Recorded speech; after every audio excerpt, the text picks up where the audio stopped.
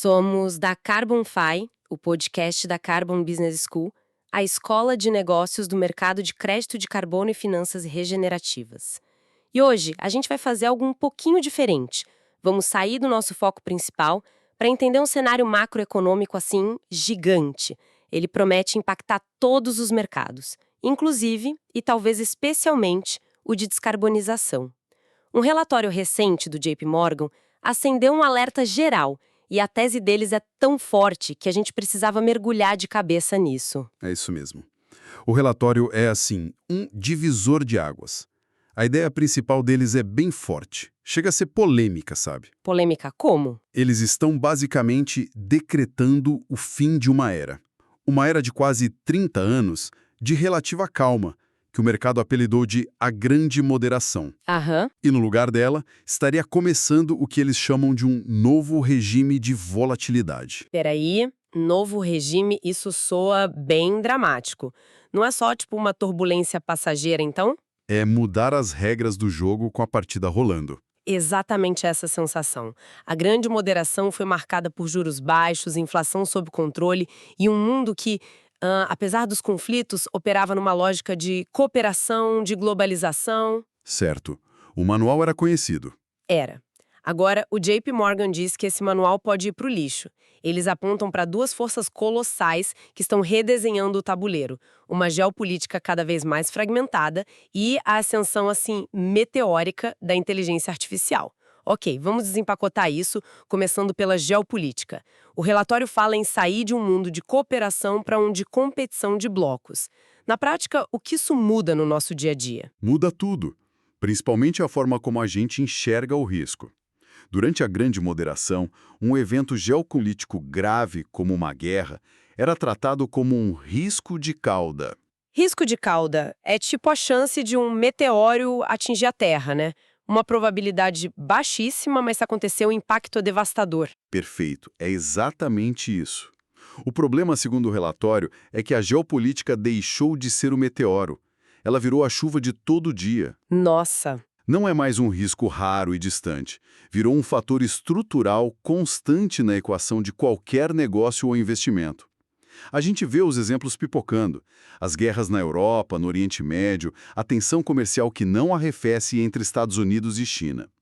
E eles mencionam um termo interessante, weaponization of finance, ou uso das finanças como arma. Opa, segura aí. Isso tem a ver com o que a gente viu acontecer com as sanções à Rússia, que acabaram mexendo no preço da energia para o mundo inteiro. É exatamente esse o ponto. Usar o acesso ao sistema do dólar como uma ferramenta de política externa virou regra, não exceção. E quando você junta isso tudo, o resultado é um mundo onde a inflação tende a ser estruturalmente mais alta. ela fica mais pegajosa, como diziam os economistas. Isso, pegajosa, mais difícil de baixar. E eu imagino que isso se conecta com as cadeias de produção. Aquela ideia de fabricar tudo no lugar mais barato do mundo, sem se importar com mais nada, parece que está com os dias contados. Completamente. Esse modelo está sendo trocado pelo que o relatório chama de friendshoring.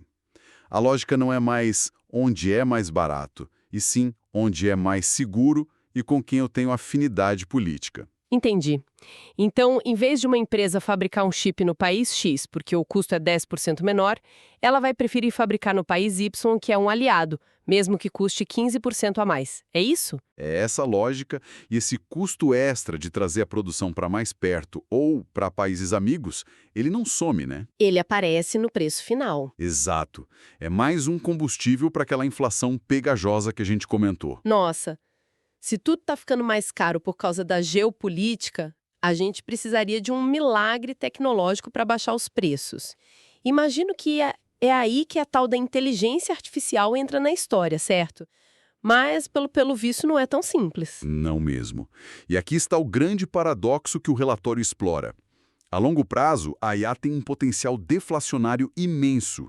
É um salto de produtividade que pode automatizar tarefas, otimizar processos, reduzir custos. Em teoria, seria o antídoto perfeito. Em teoria seria o antídoto perfeito para a inflação geopolítica. Em teoria, já vi que tem um mais bem grande vindo aí. Como assim? Como tecnologia que promete deixar tudo mais barato, vai, na verdade, encarecer as coisas primeiro. Isso não parece fazer sentido. O mas é que, no curto e médio prazo, a IA é violentamente inflacionária. Como? Pensa no seguinte, para a IA funcionar, ela não existe no vácuo. Ela precisa de uma infraestrutura física monstruosa. O relatório diz que o mundo vai precisar de uma quantidade que eles descrevem como obscena de 3 coisas. Ok. Primeiro, hardware, ou seja, chips e servidores cada vez mais potentes. Segundo, data centers, que são aqueles galpões gigantescos e ultra-refrigerados. E terceiro, o mais crítico de todos, energia. Muita, mas muita energia. A gente ouve falar que o consumo de energia desses data centers de IA é comparável ao de países inteiros, e está só começando. Para construir tudo isso, as empresas vão precisar investir trilhões de dólares nos próximos anos. O JP Morgan chama isso de CAPEX Super Cycle, um super ciclo de gastos de capital. Uma corrida pelo investimento. Exato, e essa corrida já está acontecendo. Ela pressiona o preço de commodities essenciais como cobre e lítio e sobrecarrega as redes elétricas no mundo todo. A ideia central é, antes da IA baratear o serviço que ela presta, ela vai encarecer a energia e os materiais básicos para construí-la. Peraí, deixa eu ver se entendi a dimensão disso. O superciclo de IA vai gerar uma demanda brutal por energia. Ao mesmo tempo, o mundo está no meio de uma transição para descarbonizar a economia, que também exige um investimento brutal em novas fontes. Então as duas maiores tendências do século estão competindo pelo mesmo recurso. Isso parece uma receita para a conta de luz de todo mundo ficar bem mais cara. É uma colisão de forças. Você colocou o dedo na ferida que o relatório aponta como o grande trilema dos gastos globais. O mundo está tentando fazer 3 coisas imensamente caras ao mesmo tempo. 3. 3. Primeiro, se remilitarizar, porque os gastos com defesa estão subindo. Segundo, descarbonizar, que é a nossa praia aqui na CarbonFi, investindo trilhões em energia limpa. E terceiro, se reindustrializar, com essa história do friendshoring. É como uma pessoa que decide reformar a casa, comprar um carro novo e fazer uma viagem ao redor do mundo tudo ao mesmo tempo e com um cartão de crédito estourado. Uma hora a conta chega. A analogia perfeita. E quem está pagando essa conta tripla no fim das contas? Majoritariamente, os governos. Isso leva a um cenário que os economistas chamam de dominância fiscal. Dominância fiscal. Para financiar tudo isso, os governos precisam emitir mais e mais dívida. E no mundo onde todo mundo está emitindo dívida ao mesmo tempo, o custo desse dinheiro sobe. O resultado inevitável, segundo a análise, é que os juros reais, ou seja, os juros acima da inflação, vão ficar mais altos por mais tempo. Exatamente. A era do dinheiro grátis que marcou a última década acabou de vez. E com juros mais altos, a volatilidade aumenta em tudo, certo? Desde os títulos do governo americano até os ativos de maior risco. Exatamente. A volatilidade deixa de ser um bug e passa a ser uma feature do sistema. Ok, o cenário global parece bem caótico. E o Brasil? Como a gente entra nesse jogo? Somos peça ou tabuleiro? O relatório dá alguma pista? Ele dá várias. E, surpreendentemente, a tese que emerge para o Brasil é bastante positiva. O relatório aponta para uma vantagem comparativa clara do país nesse novo regime. É mesmo? Vamos olhar para os 2 pilares. Primeiro, a inteligência artificial. Se o grande gargalo da IA é energia barata e cada vez mais limpa, o Brasil se posiciona como um verdadeiro powerhouse. Por causa da nossa matriz elétrica, imagino. Exato. Temos a matriz elétrica mais limpa entre os países do G20, enquanto na Europa e nos Estados Unidos aprovar uma nova usina pode levar uma década e enfrentar uma oposição gigantesca, o Brasil já tem essa capacidade instalada e um potencial de expansão muito mais ágil. E o que isso significa na prática? Eles falam em exportador de processamento de dados verde, adorei o termo. A ideia é que, em vez do Google construir um data center no deserto do Horizonte, ele constrói um aqui, do lado de uma hidrelétrica.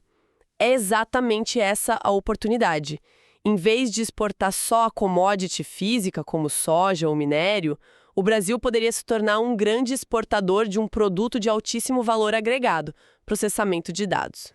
As gigantes de tecnologia, os hyperscalers, como Google, Microsoft, Amazon, trazem seus data centers para cá, usam nossa energia limpa e abundante para treinar seus modelos de IA e enviam o resultado à inteligência para o mundo todo. Fascinante. E no outro pilar, o da geopolítica e das commodities, como a gente fica? Em um mundo fragmentado, onde segurança alimentar e de recursos é chave, quem tem comida e minério é rei. E o Brasil é um fornecedor essencial. E um ponto crucial, somos vistos como um porto seguro geopolítico. Estamos longe dos conflitos. Estamos geograficamente longe dos principais focos de conflito, o que nos permite adotar o que alguns analistas chamam de não alinhamento ativo. Vender para todo mundo, basicamente. Se eu e a China brigam, o Brasil continua sendo fornecedor para os dois lados. Exato. É uma posição estratégica muito valiosa nesse novo cenário. Isso tudo parece bom demais para ser verdade. Onde é que está a pegadinha? Qual é o nosso calcanhar de Aquiles nessa história toda? O relatório é bem claro nisso, e o risco é um velho conhecido nosso. A questão fiscal. Ah, sempre ela. Sempre. Não tem mágica. Se o mundo vai viver com juros estruturalmente mais altos, o custo para o governo brasileiro rolar a sua dívida pública sobe na mesma proporção ou até mais. O investidor estrangeiro fica muito mais seletivo. Ele vai querer um prêmio muito maior para colocar o dinheiro dele aqui, imagino. Muito maior. Ele só vai topar correr o risco Brasil se a recompensa for alta e se ele perceber um mínimo de previsibilidade. Nesse contexto, a disciplina fiscal deixa de ser uma escolha ideológica e vira uma condição de sobrevivência econômica. Acabou a margem para erro. Acabou. O colchão de liquidez global abundante e barata, que disfarçava os problemas, secou. Entendi.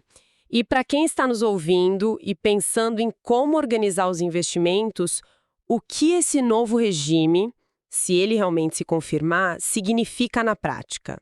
Como se monta uma carteira para o mundo mais perigoso e mais caro? O primeiro alerta do relatório é que a estratégia de alocação mais clássica, a famosa carteira 60-40, 60% em ações e 40% em renda fixa, pode estar em apuros. Por quê? A lógica dela era que, quando as ações caíam, a renda fixa, os títulos do governo, subia, protegendo o portfólio. Era o porto seguro. Exato. O problema é que neste novo regime de choques inflacionários, os dois podem cair juntos. Quando a inflação sobe muito, o Banco Central precisa subir os juros, o que derruba o preço dos títulos. Ao mesmo tempo, esses juros altos podem causar uma recessão, o que derruba as ações. Então a boia salva-vidas afunda junto com o barco. Exatamente. Então, se o modelo Eutigo trem cheque, qual a alternativa que eles sugerem? A sugestão é uma migração para o que eles chamam de ativos reais.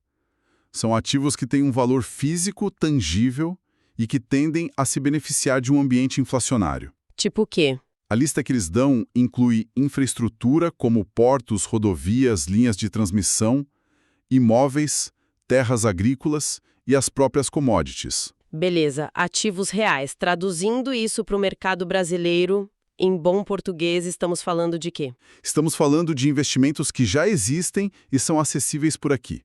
Por exemplo, os fundos de infraestrutura, os FIINFRA, que investem em projetos de energia, saneamento. Certo. Os FIAGROS, que investem em toda a cadeia do agronegócio.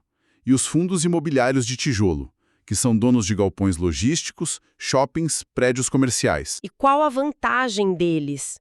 A vantagem é dupla. Primeiro, eles geralmente têm contratos longos e reajustados pela inflação, o que protege o investidor.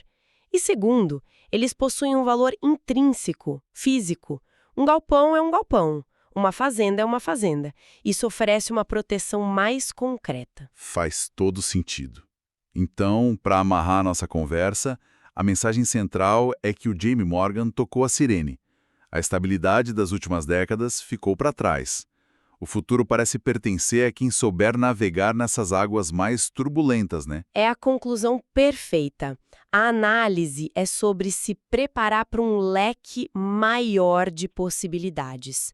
É sobre montar um portfólio e, mais importante, uma mentalidade para um mundo que o maior banco do mundo descreve como sendo mais perigoso, mais rápido e mais caro. E nesse mundo, os ativos ligados à economia real ganham um protagonismo enorme. Um protagonismo que não tinham há muito tempo. Excelente! E para quem nos acompanhou até aqui, fica uma provocação final para refletir conectando tudo isso. Se a infraestrutura da inteligência artificial vai ser construída sobre uma base de energia limpa e commodities, e o Brasil se destaca como uma potência em ambos, a questão é: quais outros setores da nossa economia, para além dos óbvios, poderiam ser transformados e se tornar líderes globais inesperados nesta nova era que se desenha? E para mais conteúdo sobre o mercado de crédito de carbono e como a transição energética se encaixa nesse novo cenário global, siga Carbonfy para se manter sempre atualizado.